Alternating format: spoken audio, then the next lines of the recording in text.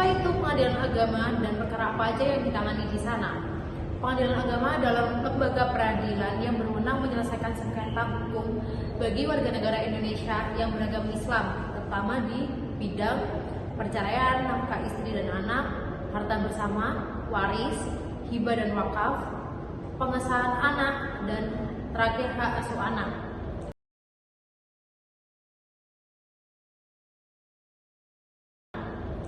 Tahap pertama, pengajuan gugatan. Langkah awal yang harus dilakukan adalah pengajuan gugatan ke pengadilan agama yang wilayahnya hukum sesuai dengan domisili tergugat.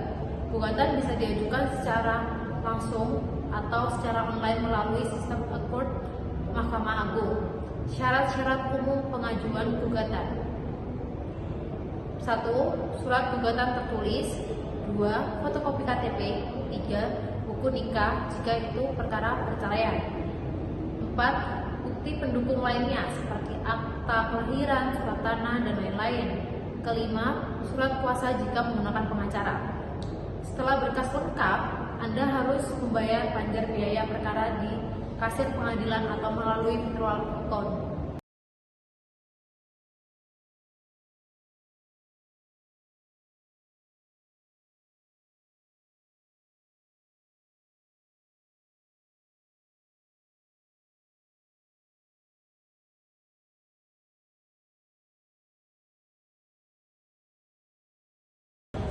Yang ketiga, penetapan majelis hakim dan jadwal sidang.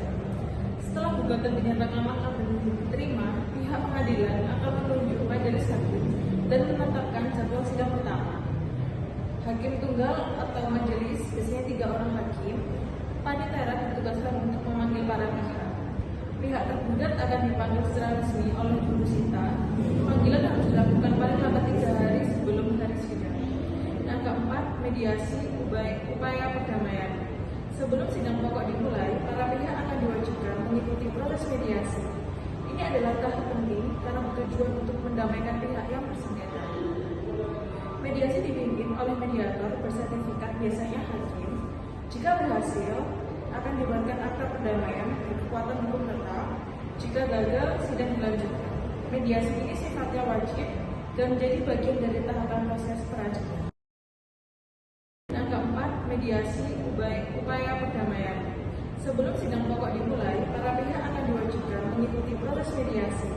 Ini adalah tahap penting karena bertujuan untuk mendamaikan pihak yang bersengketa. Mediasi dipimpin oleh mediator bersertifikat, biasanya hakim. Jika berhasil, akan dibuatkan akta perdamaian berkekuatan hukum tetap. Jika gagal, sidang dilanjutkan. Mediasi ini sifatnya wajib dan menjadi bagian dari tahapan proses peradilan. Yang selanjutnya adalah pemeriksaan pokok perkara, yaitu jika mediasi gagal, maka proses berlanjut ke sidang pemeriksaan. Pokok perkara ini adalah inti dari proses persidangan. Yang pertama yaitu pembacaan gugatan. Hakim membaca isi gugatan di hadapan tergugat. Yang kedua, jawaban tergugat. Tergugat memberikan tanggapan atas gugatan. Yang ketiga, replik dan duplik. Replik adalah tanggapan penggugat atas jawaban. Duplik adalah tanggapan tergugat atas replik. Yang keempat adalah pembuktian. Pemeriksaan dokumen, yaitu terdiri dari akte, ditransfer, dan lain-lain. Yang terakhir adalah keterangan ahli, jika diperlukan. Yang kelima, kesimpulan.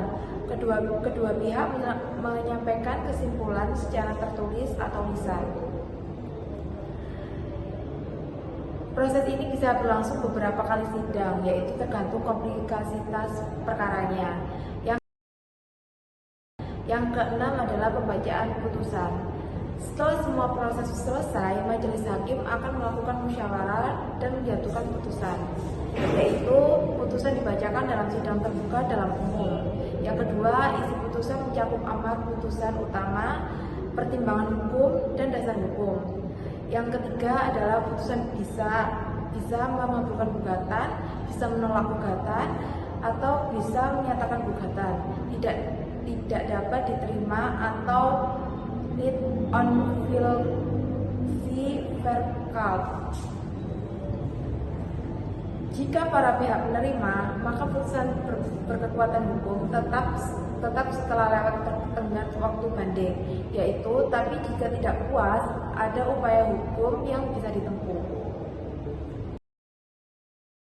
Upaya hukum banding kasasi peninjauan kembali. Jika salah satu pihak tidak puas dengan putusan, maka dapat mengajukan upaya hukum lanjutan. Banding ke Pengadilan Tinggi Agama waktu 14 hari sejak putusan dibacakan. Kasasi ke Mahkamah Agung RI waktu 14 hari setelah putusan banding. Peninjauan kembali atau PK jika ada bukti baru atau kekhilafan hakim. Namun tidak semua perkara bisa langsung ke kasasi atau PK. Harus sesuai dengan ketentuan dan prosedur hukum acara yang berlaku.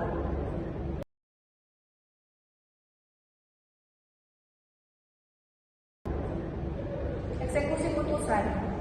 Jika putusan sudah berkekuatan hukum tetap, tapi tidak dijalankan secara sukarela, pihak yang menang bisa mengajukan permohonan eksekusi ke pengadilan. Contoh, eksekusi harta bersama, nafkah anak atau pembagian waris harus diajukan secara tertulis kepada ketua pengadilan, dapat dilakukan dengan bantuan aparat hukum atau kepolisian. Tips penting untuk para pihak sebelum dan selama proses persidangan, perhatikan hal-hal berikut. Yang pertama, persiapkan semua dokumen dan bukti dengan rapi. Yang kedua, hadiri setiap sidang tepat waktu. Ketiga, gunakan jasa pengacara bila perlu. Keempat, hormati proses hukum dan sikap sopan dalam persidangan. Kelima, pahami isi gugatan dan hak-hak Anda secara hukum. Demikian penjelasan lengkap tentang tata cara sidang di Pengadilan Agama, mulai dari gugatan hingga putusan. Semoga video ini bermanfaat dan membantu kamu lebih siap menghadapi proses hukum di Pengadilan Agama.